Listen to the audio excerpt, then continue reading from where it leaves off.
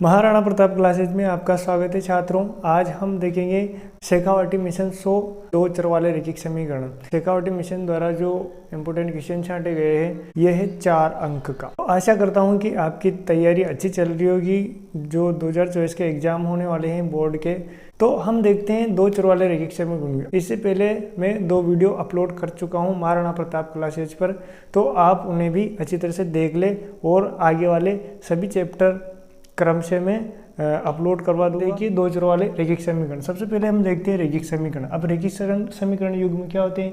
ऐसा समीकरण जिसमें चर की घात कितनी हो? 1 हो, उसमें उपस्थित चर राशि जो भी हो उसकी घात 1 हो, तो वह क्या कहलाएगा? एक रैखिक समीकरण। जैसे कि हम देखते हैं 2x + 3 = 0 या कोई भी x + y = 0, यानी कि इनमें इस चर की या इस चर की किसी भी चर की घात कितनी है? 1 है। तो ये क्या हो गया? एक रैखिक समीकरण हो गया। अब दो चर वाला रैखिक समीकरण युग्म हमें देखना है। दो ऐसे रैखिक समीकरण जिसमें चरों की घात कितनी हो? 1 ही हो, वो क्या कहलाएंगे? रैखिक समीकरण युग्म कहलाएंगे। जैसे कि 2x + 3y = 0 और एक हो जाएगा x + y = 0। तो इनमें चरों की घात कितनी है? 1 ही है। तो ये रैखिक समीकरण युग्म कहलाएंगे। क्या कहलाएंगे? रैखिक समीकरण युग्म। दो चर वाले रैखिक समीकरण का व्यापक रूप। तो दो चर वाले रैखिक समीकरण का व्यापक रूप होगा a1x + b1y + c1 = 0। एक तो ये हो जाएगा और ये होगा a2x + b2y + c2 = 0। यहाँ a1, a2, b1, b2, c1, c2 वास्तविक संख्याएं और यहाँ x तथा y चर राशियां हैं। इस प्रकार हमारे जो है रैखिक समीकरण युग्मों के व्यापक रूप हो जाएंगे। दो चर वाले रैखिक समीकरण का आलेखन या ग्राफीय निरूपण करने पर हमें सरल रेखाएं प्राप्त होती है। ये दो सरल रेखाएं हमें एक समतल पर प्राप्त होती है। तो ये जो रेखाएं हैं, ये दो जो रैखिक समीकरण हैं, इनकी क्या विशेषताएं, किस प्रकार से आलेखीय निरूपण होता है, क्या नहीं होता है, ये हम एक सारणी के माध्यम से देखते हैं। तो देखिए, तो हम समझते हैं सारणी के माध्यम से। तो यहाँ रेखा युग्म दिए गए हैं, यानी कि दो समीकरण दिए गए हैं। तो इनको a1, a2, b1, b2, c1, c2 के रूप में देखते हैं। तो a1 बटा a2 के रूप में, तो 1 बटे a1 a2 है 3, और b1 b2 देखते हैं। तो b1 कितना है? -2, और b2 कितना है? 4, और c1 बटा c2 देखते हैं। तो यह है 0 और ये है हमारा -20। अब हम इनके अनुपातों की तुलना करते हैं। तो यह इसके बराबर नहीं है, ये इसके बराबर नहीं है, यानी कि हमारा हो जाएगा a1 बटा a2 बराबर नहीं है, b1 बटा b2 बराबर नहीं है, c1 बटा c2। तो हम इसका ग्राफीय निरूपण करते हैं। तो हमें प्रतिच्छेदी रेखाएं प्राप्त होती है। कैसी प्राप्त होती है? प्रतिच्छेदी रेखाएं प्राप्त होती है। और इसका बीजगणितीय निरूपण हम देखते हैं। तो इसका केवल एक हल प्राप्त होता है, केवल एक हल होगा, जो क्या होगा? एक अद्वितीय होगा। क्या होगा? अद्वितीय हल होगा, अद्वितीय हल होगा। यह संगत युग्म है। क्या है? संगत युग्म है। दूसरा देखते हैं हम, 2x + 3y - 9 = 0, एक 4x + 6y - 18 = 0। तो इनका हम a1 बटा a2, b1 बटा b2 इस रूप में देखते हैं। तो a1 बटा a2 यानी कि 2/4, इसको हम कह सकते हैं 1/2। दूसरा देखते हैं 3/6, इसको भी हम कह सकते हैं 1/2। और तीसरा देखते हैं 9/18, इसको भी हम कह सकते हैं 1/2। यानी कि ये इसके बराबर, ये इसके बराबर, सब आपस में बराबर है। यानी कि a1 बटे a2 बराबर b1 बटे b2 बराबर c1 बटे c2 होगा। और इससे जो प्राप्त होगी ग्राफीय निरूपण करेंगे तो हमें समपाती रेखाएं प्राप्त होती है। कैसी रेखाएं? समपाती रेखाएं प्राप्त होती हैं। और इसके अनंत हल होंगे, अपरिमित रूप से अनंत हल होंगे, अपरिमित रूप से अनंत हल होंगे, अनंत हल होंगे। और ये भी क्या है? ये भी संगत युग्म है। कैसा युग्म है? संगत युग्म है। हम तीसरा देखते हैं, x + 3y - 8 = 0, और ये है 2x + 3y - 20 = 0। तो इसका जो हम इस रूप में देखते हैं, तो 1/2, और ये हो जाएगा 3/6। 3/6 को हम 1/2 के रूप में लिख सकते हैं। और एक है 8/20। क्या है? 8/20। तो ये दोनों आपस में बराबर है। 1/2 आपस में बराबर है, लेकिन इसके बराबर नहीं है। इसलिए हम कह सकते हैं a1 बटे a2 बराबर है b1 B2 के, लेकिन बराबर नहीं है C1 बटे C2। इसका ग्राफीय निरूपण देखते हैं तो हमें समांतर रेखाएं प्राप्त होती है। कैसी रेखाएं प्राप्त होती है? समांतर रेखाएं प्राप्त होती है और इसका कोई हल नहीं होगा, कोई भी हल नहीं होगा। और यह असंगत युग्म है। कौन सा युग्म है? असंगत युग्म है। हम प्रतिच्छेदी रेखाएं देखते हैं तो ऐसी रेखाएं प्राप्त होती है, यानी कि एक दूसरे को क्रॉस कर रही है, एक स्थान पर जरूर मिल रही है, यानी कि एक हल होगा। ये समपति रेखाएं देखते हैं तो ये दोनों आपस में जुड़ी हुई होती हैं, एक के ऊपर एक होती है, यानी कि ये हर जगह टच होती है, यानी अनंत स्थानों पर टच होती है, स्पर्श करती है, इसलिए इसके अनंत हल होंगे। और ये समांतर रेखाएं कहीं भी टच नहीं करती हैं, बस समांतर चली जाती है, आगे पीछे कितना ही बढ़ाओ कहीं भी नहीं मिलती, यानी कि इसके केवल कोई भी हल नहीं होंगे। तो आगे देखिए समीकरणों को हल करने की बीजगणितीय विधियां। सबसे पहला है प्रतिस्थापन विधि। प्रतिस्थापन विधि में क्या करते हैं? एक चर के मान को दूसरे चर के पद के रूप में व्यक्त करके और उसका मान दूसरे करके समीकरण युग्म में मान प्रतिस्थापित करके और दूसरे पद का मान निकालते हैं, चर का मान निकालते हैं। इस प्रकार से प्रतिस्थापन विधि यानी कि मान को दूसरे में ट्रांसफर करते हैं। और दूसरा है हमारे विलोपन विधि, जिसमें एक चर राशि का विलोप कर देते हैं और जो मान आता है उसको समीकरण युग्म में रख करके और मान ज्ञात करते हैं। और एक है हमारी ग्राफीय विधि, तो ग्राफीय विधि हम देखेंगे। और एक है हमारी वज्र गुणन विधि, तो वज्र गुणन विधि हमारे सिलेबस में नहीं है। सबसे पहले आते हैं हमारे वस्तुनिष्ठ प्रश्न। वस्तुनिष्ठ प्रश्नों में सबसे पहला प्रश्न है x + 2y = 11 को संतुष्ट करने वाला युग्म है। तो हमें ऑप्शन दिए गए 1 4 2 3 3 5 और 1 3। ये क्या? x और y के मान है। जो आगे वाली संख्या है वह x का मान है और जो पीछे वाली संख्या है वह क्या है? y का मान है। तो यहाँ हम दोनों मान रख देते हैं x और y की जगह। पहला है हमारा ऑप्शन 1 और 4, तो ये हम x बराबर 1 और y बराबर 4 मान इसमें रखते हैं।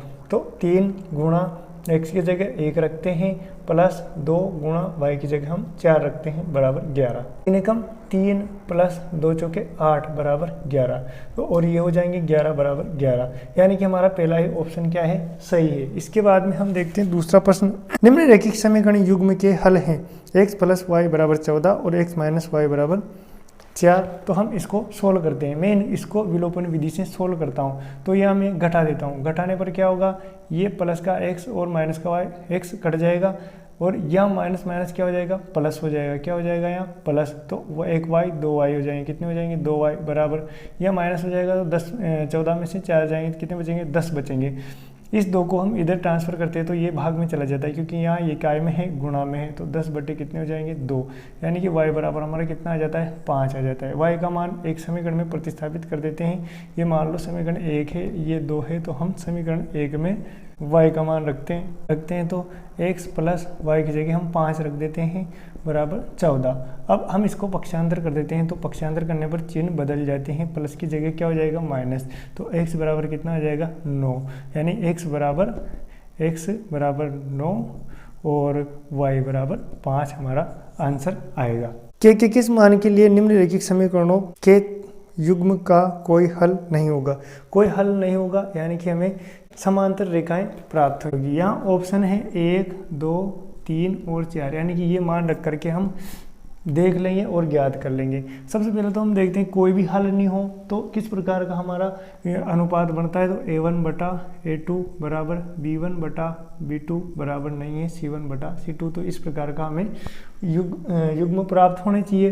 तो हम यहाँ k की जगह 1 2 3 4 मान रख के देखते हैं। तो सबसे पहले क्या करते हैं हम k बराबर 1 रखते हैं। k बराबर 1 रखने पर क्या होगा? 3 बटे 2 के की जगह हमने रखा 1 - 1 बराबर 1 बटे 1 बराबर 1 बटे 2 गुणा 1 प्लस 1। जहाँ भी के है वहाँ हमने क्या रख दिया? ये 1 मान रख दिया। तो देखिए 3 बटा 2 एकम 2 - 1 बराबर 1 बटा 1 बराबर 1 बटा 2 एकम 2 प्लस 1। अब यहाँ क्या होगा? 3 बटे 2 में से गए तो 1 बचे बराबर 1 बटा 1 बराबर 1 बटा 3 हो जाएंगे। 1 भी बराबर नहीं, कोई बराबर नहीं, यानी कि ये तो हमारा नहीं होगा। हम k बराबर 2 रख के देखते हैं। k बराबर 2 रखते हैं तो 3 बटा 2 गुणा 2 - 1 बराबर 1 बटा 1 बराबर 1 बटा 2 गुणा 2 प्लस 1। 3 बटा 2 दूनी 4 -1 बराबर 1/1 बराबर 1/2 दूनी 4 + 1 5 हो जाएंगे। यानी कि यहाँ 3 4 में से 1 जाएगा तो कितने बचेंगे 3 3/3 3/3 का मतलब होता है 1/1 बराबर 1/1 बराबर 1/5। यानी कि ये पहला वाला बराबर है A1/A2 बराबर B1/B2 है और C1 ये बराबर नहीं है। यानी कि हम के बराबर 2 रखेंगे तभी हमारा समीकरण युग्म का कोई हल प्राप्त नहीं होगा। इस प्रकार हमारे 3 प्रश्न कंप्लीट होते हैं। अगला प्रश्न है हमारा, यदि समीकरण y बराबर mx + 3 में x बराबर -2 और y बराबर 5 प्रतिस्थापित करने पर m का मान क्या होगा? तो हमें m का मान ज्ञात करना है। y बराबर mx + 3 यानी कि x की जगह और y की जगह हमें ये मान दिए गए हैं, ये रख देने। y बराबर कितना रखना है 5 बराबर m गुणा x बराबर कितना रखना है -2 + 3 5 बराबर इसको इसे गुणा करेंगे m को -2 से गुणा करेंगे तो -2m + 3 इसको इधर पक्षांतर करेंगे तो 5 - 3 बराबर -2m 5 में से 3 जाएगी तो कितने बचेंगे 2 बचेंगे बराबर -2m। हम इसको बराबर के इधर भेजते हैं तो ये इधर गुणा में है तो इधर काय में जाएगा भाग में, तो 2/-2 बराबर m यानी कि m बराबर कितना आएगा -1 हमारा आंसर होगा। इसी प्रकार हमारा अगला प्रश्न है, यदि 2x + y बराबर 6 हो तो इसको संतुष्ट करने वाला युग्म है। 4 ऑप्शन दिए गए, इनमें से हम एक एक को रख करके देख लेते हैं। x बराबर 1 y बराबर 2 रख के देखते हैं। 1 जगह 1 रख दिया प्लस y की जगह हम 2 रख देते हैं बराबर 6 2 एकम 2 + 2 बराबर 6 यानी कि 4 बराबर 6। ये नहीं होगा तो पहला ऑप्शन हमारा गलत है। दूसरा हम मान रख के देखते हैं 2 और 1 तो 2 × 2 + 1 बराबर 6 2 दूनी 4 + 1 बराबर 6 यानी कि 5 बराबर 6 नहीं होगा तो ये हमारा ये भी गलत। तीसरा हम रख के देखते हैं 2 × 2 + 2 बराबर 6 2 दूनी 4 + 2 बराबर 6 4 और 2 कितने होंगे 6 बराबर 6 यानी कि हमारा ये सही है, दोनों बराबर आ गए, हमारा ऑप्शन सही है। इसके बाद में हम अगला प्रश्न देखते हैं। एक रैखिक समीकरण की घात होती है। एक रैखिक समीकरण की घात यानी कि हमने शुरू में बहुत अच्छी तरह से देखा है, अच्छी तरह से पढ़ा है कि किसी भी रैखिक समीकरण की घात कितनी होती है 1 होती। अगर घात 2 हो तो द्विघात समीकरण होगा, घात 3 हो तो वह त्रिघात समीकरण होगा। इस प्रकार से चलता रहेगा। उसके बाद में हम देखते हैं, दो रैखिक समीकरणों के आलेख प्रतिच्छेदी रेखाएं हैं तब रैखिक समीकरण युग्म का हल होगा। कितने हल होंगे? एक ही हल होगा, अद्वितीय हल होगा। इस प्रकार से हमारा आंसर होगा दूसरा। इसके बाद में देखते हैं, दो रैखिक समीकरणों के आलेख समांतर रेखाएं हैं तब रैखिक समीकरण युग्म का हल कितने होंगे? अगर समांतर है तो कोई हल नहीं होगा, पहला वाला सही है हमारा। युगपत समीकरण 2x + 3y बराबर 5 4x + 6y बराबर 9 निकाय है तो ये किस प्रकार का निकाय है? संगत है या असंगत है? देखिए हम समीकरण सोल्व करते हैं। जैसा कि यहाँ दिख रहा है ये 2 समीकरण दिए गए हैं, ये पहला है ये दूसरा समीकरण है। तो हम इन्हें A1/A2 इस प्रकार से हम इसको तुलनात्मक रूप से निरूपित करते हैं। तो A1/A2 यानी कि 2/4, इसको हम 1/2 भी लिख सकते हैं बराबर 3/6 यानी कि इसको हम 1/2 भी लिख सकते हैं बराबर 5/9। ये बराबर नहीं है यानी कि 1/2 बराबर 1/2 बराबर नहीं है 5/9। इस प्रकार से ये कैसा, इन समीकरणों से समांतर रेखाएं प्राप्त होती है। कैसी रेखाएं प्राप्त होती है? समांतर रेखाएं प्राप्त होती है और इसका कोई हल नहीं होता। ये कैसा निकाय है? असंगत निकाय। ये कैसा है? असंगत निकाय यानी कि हमारा आंसर असंगत निकाय होगा। इसके बाद में देखते हैं अगला प्रश्न, 10वां प्रश्न देखते हैं। समीकरण x + 2y बराबर 9 में यदि x बराबर 5 हो तो y का मान ज्ञात कीजिए। समीकरण दे रखे हैं 2 तो हम मान रखते हैं x बराबर 5 रख के देख ले तो x की जगह 5 रख देंगे 5 + 2y बराबर 9। इसको इधर पक्षांतर करते हैं तो 2y बराबर 9 - 5 2y बराबर कितना आएगा 4। इसको इधर पक्षांतर करते हैं तो ये भाग में जाएगा y बराबर 4/2 तो y बराबर कितना प्राप्त होगा 2। यही हमारा क्या है आंसर। आगे देखते हैं हम अति लघुतरात्मक प्रश्न। अगला प्रश्न है, 9 पेंसिल तथा 8 पेन का मूल्य 54 रुपये है, इसे बीजगणितीय समीकरण के रूप में निरूपित कीजिए। माना पेंसिल का मूल्य x रुपये व पेन का मूल्य y रुपये तब प्रश्नानुसार तो प्रश्नानुसार क्या है? 9 पेंसिल का मूल्य यानी कि 9x + 8 पेन का मूल्य यानी 8y बराबर 54 रुपये। यही हमारा क्या हो जाएगा, समीकरण हो जाएगा। इसके बाद में अगला प्रश्न है, एक क्रिकेट टीम के कोच ने 7 बल्ले तथा 8 गेंदें 3800 रुपये में खरीदी। बाद में उसने 3 बल्ले और 5 गेंदें 1750 रुपये में खरीदी। इस समस्या को रेखीय समीकरण युग्मकों द्वारा प्रदर्शित कीजिए। तो यहाँ हम मान लेंगे, माना एक बल्ले का मूल्य x रुपये तथा एक गेंद का मूल्य y रुपये है। तो प्रश्नानुसार 7 बल्ले यानी कि 7x प्लस 6 गेंदे यानी कि 6y बराबर कितने रुपए के, 3800 रुपये के। तो ये हमारा समीकरण 1 हो जाएगा। 3 बल्ले और 5 गेंदे 1750 रुपये के, यानी कि 3x प्लस 5y बराबर 1750, ये हमारे दोनों समीकरण हो जाएंगे। इसके बाद अगला प्रश्न है कि किस मान के लिए समीकरण निकाय 3x माइनस 2y बराबर 0 तथा के x प्लस 5y बराबर 0 के अनंत हल होंगे। यहाँ समीकरण निकाय 2 दे रखे हैं। तो सबसे पहले हम देखते हैं अनंत हल कब होंगे, जब a1 बटा a2 बराबर b1 बटा b2 बराबर c1 बटा c2 हो तो इसके अनंत हल प्राप्त होंगे। तो इस रूप में हम देखते हैं। तो a1 बराबर क्या है, a1 बराबर 3 है, तो b1 बराबर -2 और c1 बराबर 0 है। यहाँ a2 बराबर k है, b2 बराबर 5 है और c2 बराबर 0 है। तो इससे तो कोई मतलब है ही नहीं। तो यहाँ 3 बटे k बराबर -2 बटे 5, इनको क्रॉस मल्टीपल करेंगे तो 3 5 15 बराबर -2k। इस -2 को इधर ट्रांसफ़र करते हैं तो 15 बटे -2 बराबर k। ये हमारा क्या हो जाएगा आंसर, यानी कि k बराबर 15 बटे -2 होगा, तभी हमारा समीकरण युग्म से अनंत हल प्राप्त होंगे। अगला प्रश्न है हमारा, एक संख्या का 3 गुना और दूसरी संख्या के 2 गुने का अंतर 9 है। इसको बीजगणितीय रूप में लिखिए। माना कि पहली संख्या x तथा दूसरी संख्या y है। तो प्रश्नानुसार क्या होगा, एक संख्या का 3 गुना यानी कि 3x माइनस दूसरी संख्या का 2 गुना यानी कि -2y बराबर 9। ये हमारा क्या हो जाएगा समीकरण, 3x माइनस 2y बराबर 9। अगला प्रश्न है हमारा, समीकरण युग्म को हल कीजिए। तो यहाँ हमें समीकरण दे रखे हैं, तो इनका अपन को हल ज्ञात करना। मैं यहाँ इनको विलोपन विधि से हल कर लेता हूँ। तो दिए गए समीकरण हमारे क्या है, दिए गए समीकरण ये हमारा 1 है, ये हमारा 2 है। सबसे पहले क्या करते हैं, समीकरण 1 में से समीकरण 2 को घटा देते हैं। ये घटाया तो प्लस हो गया, ये घटा दिया। x में से x गया तो ये 0 हो गया, y और y कितना हो जाएगा 2y। यहाँ चिन्ह बदलने पर प्लस हो गया है। यहाँ 14 में से 4 जाएंगे तो 10 बचेंगे। 2y बराबर 10 हुआ। तो इस 2 को हम इधर ट्रांसफ़र करते हैं तो ये भाग में चला जाता है, कितना आ जाता है 10 बटे 2। तो y बराबर कितना होगा 5। अब हम इस y का मान समीकरण 1 में रख देंगे। y का मान समीकरण 1 में रखने पर क्या होगा, इस y का मान इसमें रखते हैं तो x प्लस y का मान कितना आया 5 बराबर 14। तो x बराबर 14 माइनस 5 हो जाएगा। हमने इसको इधर पक्षांतर कर दिया, ये माइनस में हो गया। तो x बराबर कितना होगा 9। अतः x बराबर 9 व y बराबर 5 प्राप्त होता है। ठीक है। हमारा अगला प्रश्न है, निम्न समीकरण निकाय के हलों की प्रकृति ज्ञात कीजिए।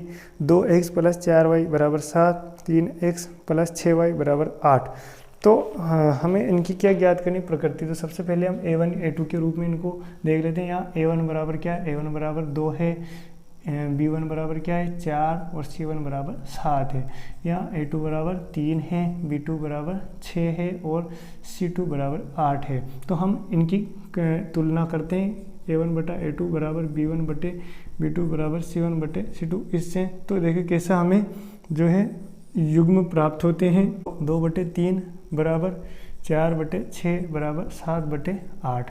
तो देखिए ये है यहाँ बराबर है, क्योंकि इनको हम 2 बटे 3 के रूप में लिख सकते हैं। तो हमें प्राप्त होता है a1 बटे a2 बराबर b1 बटे b2 बराबर नहीं है c1 बटे c2, क्योंकि तीसरा तो बराबर नहीं है।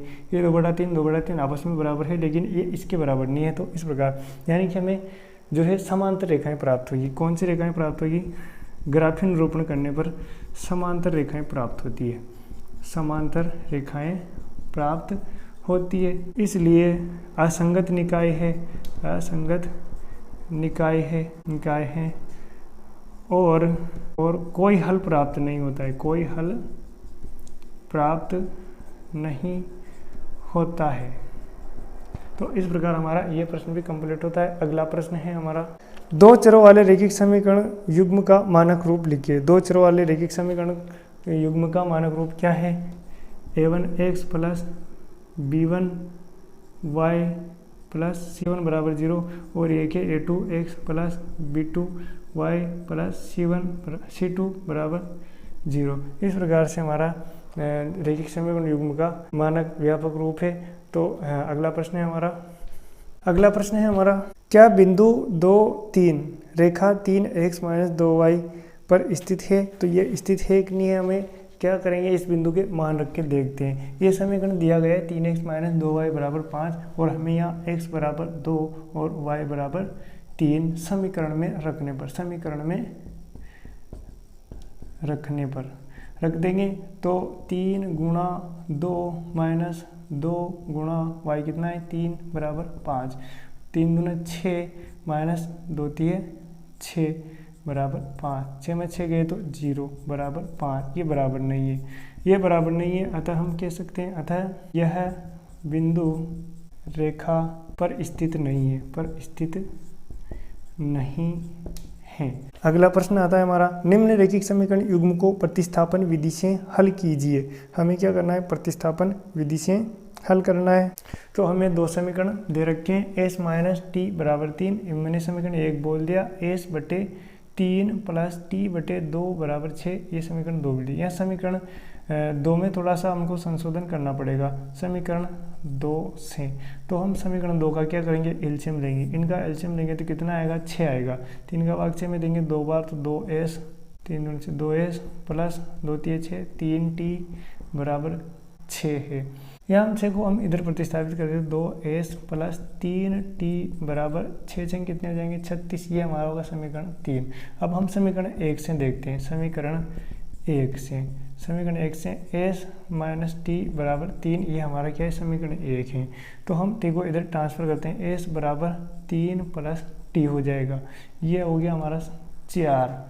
हम s का मान समीकरण, कोई से भी समीकरण में प्रतिस्थापित कर दो। समीकरण 3 में प्रतिस्थापित करने पर, कोई से भी समीकरण में प्रतिस्थापित कर सकते, तो मैंने यहाँ प्रतिस्थापित किया। 2 गुणा s की जगह हम s का मान लिख देते हैं, 3 प्लस तीन टी बराबर 36। यहाँ हम गुणा करते हैं, 2 तिये 6 प्लस 2 एकम 2t प्लस 3t बराबर 36। यहाँ 2t और 3t कितने हो जाएंगे, ये 5t हो जाएंगे। तो 6 प्लस 5t बराबर 36। इस 6 को हम इधर पक्षांतर करते हैं, 5t बराबर 36 माइनस 6, 5t बराबर 36 में 6 जाएंगे तो कितने बचेंगे, 30। हम 5 को भी इधर ट्रांसफर करते हैं तो t बराबर 30 बटे 5, यानी कि t बराबर कितना, 6 प्राप्त होता है। t का मान समीकरण में रख देते, कोई से भी पहले समीकरण में रख देते हैं। t का मान समीकरण 1 में प्रतिस्थापित करने पर, समीकरण 1 में प्रतिस्थापित करते हैं। समीकरण 1 है हमारा ये, s माइनस टी का मान 6 बराबर 3। तो हम 6 को इधर ट्रांसफर करते हैं, s बराबर 3 प्लस 6 हो जाएगा, तो s बराबर कितना हो जाएगा, 9। अतः t बराबर 6 व s बराबर 9 प्राप्त होता है। इस प्रकार हमारा ये प्रश्न भी कंप्लीट होता है। अगला प्रश्न है हमारा, निम्न रैखिक समीकरण युग्म को विलोपन विधि द्वारा सोल्व कीजिए, हल कीजिए। तो दिए गए समीकरण है हमारे x प्लस वाई बराबर 5, ये समीकरण 1 दे दिया हमने, 2x माइनस 3y बराबर 4, ये हमने समीकरण 2 दिया है। समीकरण 1 को 2 से गुणा करने पर, यहाँ समीकरण 1 है, इसको पूरे को 2 से गुणा कर दे तो 2 से गुणा करने पर क्या हो जाएगा, 2x प्लस 2y बराबर 10 हो जाएगा। ये हमारा हो गया समीकरण 3 हो गया। अब समीकरण 3 में से समीकरण 2 को घटाने पर या जोड़ने पर कुछ भी कर सकते हैं। तो 2x प्लस 2y बराबर 10 माइनस 2x माइनस 3y बराबर 4, ये है, ये माइनस हो जाएगा, यहाँ प्लस था और यहाँ माइनस हो जाएगा, माइनस माइनस क्या हो जाएगा प्लस, और यहाँ माइनस हो जाएगा। यहाँ 2x में से 2x जाएंगे तो कट जाएगा 2x और ये हो जाएंगे 5, ये 2y और ये हो जाएंगे 3y, 5y बराबर, यहाँ 10 में से 4 जाएंगे कितने बचेंगे 6 बचेंगे। तो यहाँ y बराबर 6/5 प्राप्त होता है। y का मान समीकरण 1 में रखने पर, कोई से में भी रख देंगे समीकरण में, x प्लस y का मान 6/5 बराबर 5, x बराबर, तो यहाँ 6/5 को हम इधर पक्षांतर करते हैं तो ये माइनस का हो जाएगा 5 माइनस 6/5। यहाँ एलसीएम के द्वारा हम इसको सोल्व करते हैं तो ये 5 एलसीएम आता है, 5 का भाग 1 का भाग 5 5 5 25, 25 माइनस 6 यानी कि x बराबर 19/5, यानी कि हमारे मान आते हैं y बराबर 6/5 तथा x बराबर 19/5। तो इस प्रकार हमारा ये प्रश्न भी सोल्व होता है। अगला प्रश्न है हमारा, दो संख्याओं का अंतर 26 है और एक संख्या दूसरी संख्या की 3 गुनी है। तो मान लेंगे, माना पहली संख्या x तथा दूसरी संख्या y है। तो हमारे प्रश्नानुसार क्या है, x माइनस y बराबर 26 है, यानी पहली संख्या का और दूसरी संख्या का अंतर कितना है 26, ये हमारा समीकरण 1 है। अब ये कह रहा है कि एक संख्या दूसरी संख्या की 3 गुनी है, तो यहाँ हो जाएगा हमारा x बराबर 3y समीकरण 2। देखिए समीकरण 2 से x का मान समीकरण 1 में प्रतिस्थापित करने पर 3y माइनस y बराबर 26 हो जाएगा। यहाँ कितने बचेंगे 2y बराबर 26, ये 2 इधर जाएगा तो भाग में जाएगा 26/2, यानी कि y बराबर कितना प्राप्त होगा 13। और अब y का मान हम समीकरण 1 में रख देंगे, y का मान समीकरण 1 में रखने पर तो x माइनस y का मान कितना है 13 बराबर कितना हो जाएगा 26, x बराबर 26 प्लस 13, ये 13 इधर जाएगा तो प्लस का हो जाएगा, तो x बराबर कितने होंगे 39, यानी कि y बराबर 13। अतः वह संख्याएं 13 व 39 होंगी, यानी कि ये इस संख्या की 3 गुनी है, 13 39 होते हैं। इस प्रकार हमारा ये प्रश्न भी सोल्व होता है। अगला प्रश्न है, दो संपूरक कोणों में बड़ा कोण छोटे कोण से 18 डिग्री अधिक है, उन्हें ज्ञात कीजिए। तो मान लेंगे सबसे पहले, माना वे संपूरक कोण x डिग्री व y डिग्री है। तो हम जानते हैं संपूरक कोणों का योग कितना होता है 180 डिग्री होता है। तो x प्लस y बराबर कितना हो गया 180 डिग्री, ये हमारा समीकरण 1 हो गया। प्रश्न कहता है कि जो एक छोटा संपूरक कोण है वह बड़े संपूरक कोण से कितना 18 डिग्री कम है, या ऐसा कह सकते हैं कि बड़ा जो संपूरक कोण है 18 डिग्री अधिक है। तो हम लिख सकते हैं x बराबर y प्लस 18, ये हमारा हो गया समीकरण 2। यहाँ हम x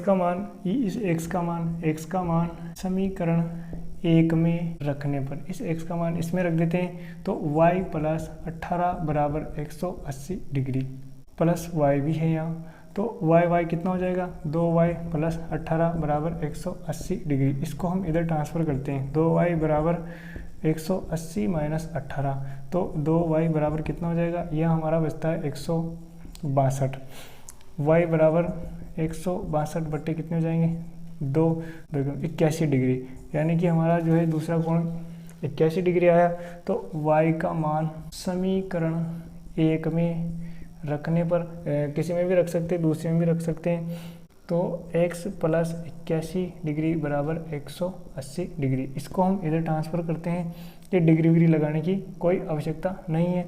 x बराबर 180 माइनस 81, तो x बराबर 99 आएगा। अतः वे दो संपूरक कोण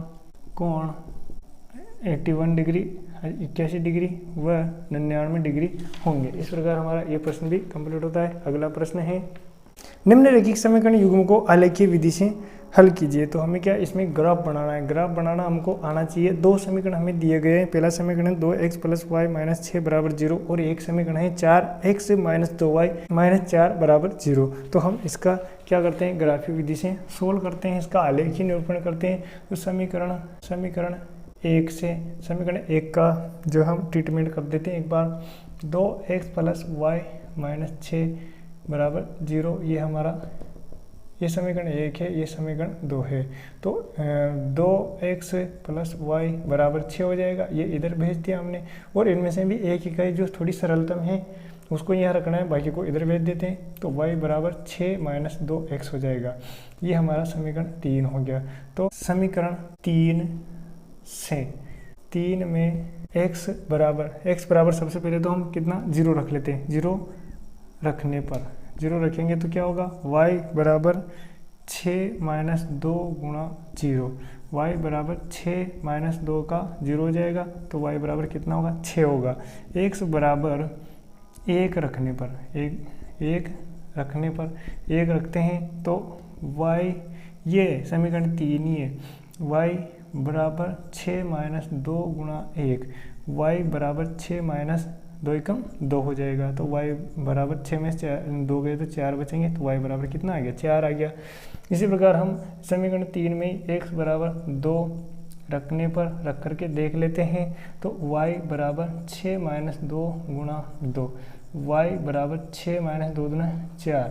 तो y बराबर कितना प्राप्त होता है, 2 प्राप्त होता है। तो हमने क्या क्या मान रखे वह हम टेबल बना लेते हैं। ये सारणी हमारी फर्स्ट बन गई। x और y के मान, x के मान क्या क्या रखे हमने, 0 रखा, 1 रखा और 2 रखा। 0 रखने पर हमें 6 प्राप्त होता है और 1 रखने पर हमें 4 प्राप्त होता है और 2 रखने पर 2 प्राप्त होता है। अब हम समीकरण 2 से देखते हैं। समीकरण 2 को हम सोल्व करते हैं। तो देखिए 4x - 2y - 4 = 0 है। तो यहाँ हम क्या करते हैं, इस -2y को एक साइड में फेंक देते हैं। x - 4 बराबर, ये इधर आएगा तो क्या हो जाएगा, प्लस का 2y हो जाएगा। अब हम इस 2y को इधर भेजते हैं तो ये भाग में आ जाएगा, 4/2 = y। यहाँ हम इनमें से 2 कॉमन ले लेते हैं। 2 कॉमन ले लेते तो कितने बचेंगे, 2x - यहाँ भी 2 बचेंगे, बटे 2 = y। यहाँ हम 2 से 2 कैंसिल कर देते तो y = 2x - 2 हमारा एक समीकरण प्राप्त होता है, जिसको हम 4 नाम देते थे। अब समीकरण 4 में x = 0 रख देते हैं। 0 रखने पर तो y = 2 × 0 - 2, यानी कि y = 0 - 2 और y बराबर कितना प्राप्त हो रहा है, -2 ही होगा। 0 में से -2 घटाएंगे 2। और इसी समीकरण में x बराबर हम 1 रखते हैं। 1 रखने पर तो क्या होता है, y = 2 × 1 - 2, यानी कि y = 2 - 2, तो y = 2 में से 2 गए तो 0 बचेंगे। इसी समीकरण में हम x = 2 रख देते हैं। तो y = 2 × 2 - 2, तो y = 2 × 4 - 2, यानी कि y बराबर कितना प्राप्त होता है, हमें 2 प्राप्त होता है। तो हमारी सारणी बन जाएगी, x = 0 1 2 हमने रखा है, तो y बराबर हमें क्या प्राप्त हो रहा है, 0 रखने पर -2, 1 रखने पर 0 और 2 रखने पर हमें 2 प्राप्त होता है। तो साथियों ग्राफ आपको स्क्रीन पर शो हो रहा होगा। इस प्रकार से हमें ग्राफ बनाना है और जो है महत्वपूर्ण प्रश्न आपको नीचे दिखाए गए हैं, आप इनको भी सोल्व कर लीजिए। इस प्रकार शेखावटी मिशन द्वारा जो पेपर बनाया गया बहुत ही शानदार है और बहुत ही इंपॉर्टेंट क्वेश्चन है, और जो रिवीजन करने वाले स्टूडेंट हैं उनके लिए तो बहुत ही अच्छा ये साबित होगा। तो चैनल को लाइक करें, सब्सक्राइब करें और शेयर जरूर करें।